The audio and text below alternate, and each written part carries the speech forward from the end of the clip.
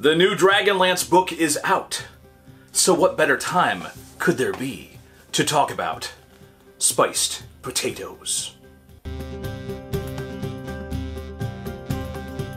The original recipe was found in the Leaves from the Inn of the Last Home sourcebook, detailing the original Otik's spiced potatoes.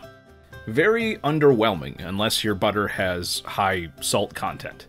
Now, there was a bit of a controversy because the new recipe from Hero's Feast calls for using the microwave. A microwave is a great tool for quick meal prep.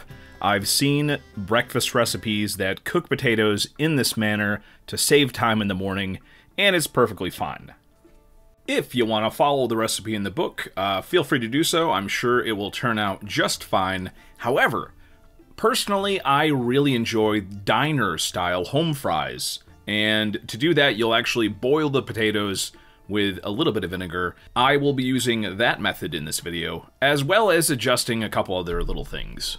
I'm starting off with 4 discount yellow potatoes instead of the Yukon Gold potatoes, and I'm using a red onion instead of the yellow onion.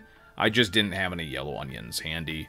I got my salt, and I got my spices, non-smoked paprika, some granulated garlic, the cayenne pepper, some white pepper, and some black pepper. The only reason that I'm using white pepper is because I literally have run out of black pepper, so yeah.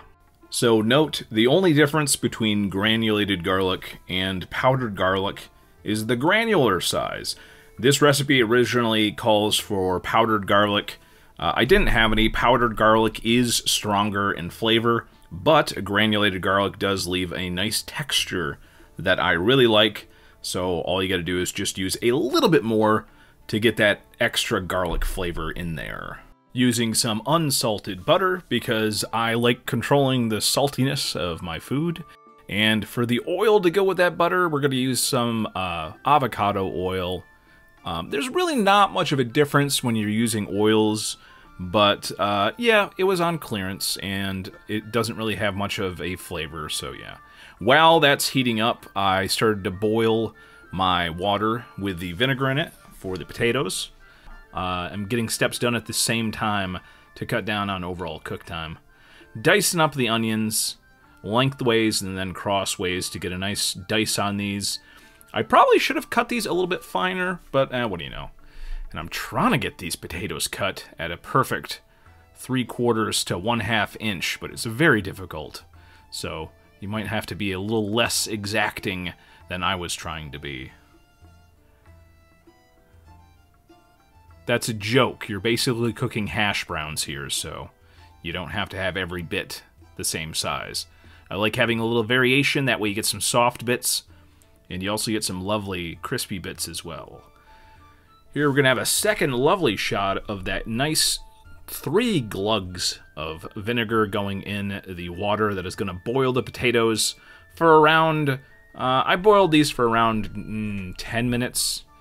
I probably could have done a little less, but again, nothing worse than diner-style home fries when they're just not crispy, so I like to get them nice and partially done. So while that is boiling, I'm going to get some color on these onions.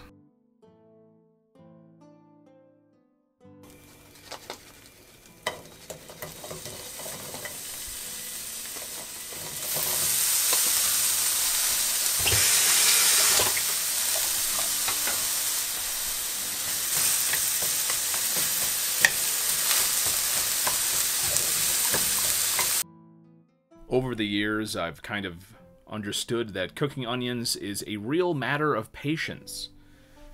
You know, at first, your instinct is to just hit them with as high as heat as possible to get them as browned as quickly, but yeah, no, you really just have to have some patience and just let the process happen. I actually didn't do the greatest job on these.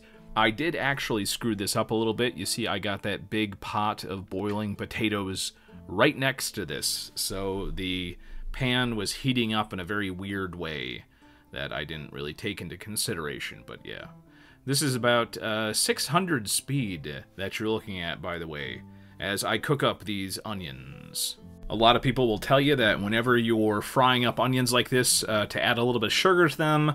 I would say that's very situational. Generally speaking, I like to add a little bit of salt, but that's it. Even when I'm doing actual like sautéed onions, where you're really trying to caramelize the heck out of them. I generally don't even use sugar then, because there is sugar in the onions that's going to break down a little bit. Also, you're getting rid of the sulfur compounds and stuff, so whenever you cook down an onion like this, it's going to be much sweeter. Now, do I do this for regular hash browns? No. This is the Hero's Feast thing, where you're going to add these as kind of the last step to your potatoes. And I generally don't use onions in my hash browns at all, really. And here we have it. Some of the final shots of the onions here. Again, I think this would have worked out a lot nicer if I had taken a little bit more time. These got a little bit brown, but you know what? That's kind of how I like them.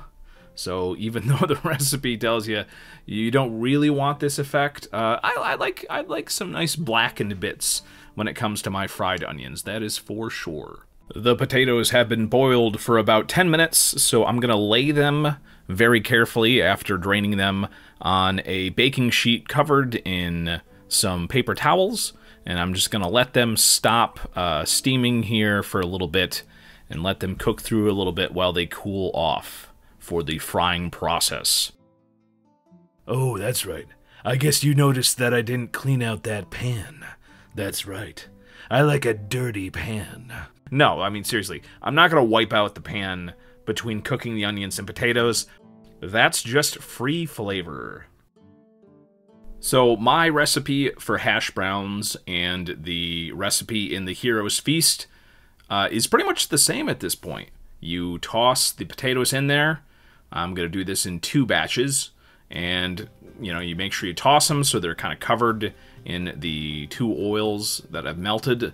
And then you just let them sit there for an extended period of time until a minimum of 3 sides have achieved a nice level of crispy brown.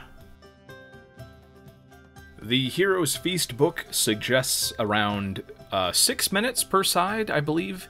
Either 4 to 6, that's probably what you're going to be aiming at. Generally speaking, you just kind of have to let them sit there until you check one and it's got the desired level of doneness. That's pretty much the only way I know how to cook them. I'm cooking with gas, baby. So it's going to be a lot quicker for my skillet than yours, maybe. You're supposed to kind of cook these on medium-high to medium heat. Again, since I'm cooking on gas, I definitely was cooking on almost medium to medium-low because, you know, you don't want to burn the heck out of these, but you do want them crispy. So here we go. Here's all the spices. I decided to save some time and just sort of mix them all up before I was to kind of sprinkle them on here. You get that nice little mix of spices, which is very good. I added just a little bit more of the granulated garlic because, again, this calls for powdered garlic, which is much more powerful garlicky flavor. And I added a little bit more of the cayenne pepper. Oh, and here we have half of those lovely red onions, which look more like purple onions now. So, you know what? On second thought, this actually doesn't look that bad aesthetically. I thought the red onions would actually look a bit weird, but there you have it, people. Some lovely, and I mean absolutely lovely, spiced potatoes. They have spice. They are potatoes. I don't know how you could go wrong with this recipe. They really are a perfect companion to a advanced level breakfast, or certainly if you just wanted to use them as a snack in your favorite fantasy tavern, that would work out well too.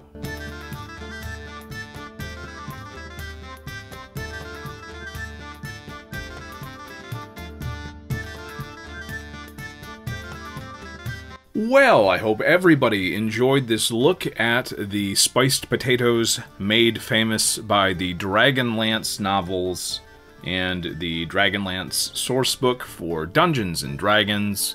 If there's any other D&D food that you think I should take a look at, let me know in the comments below.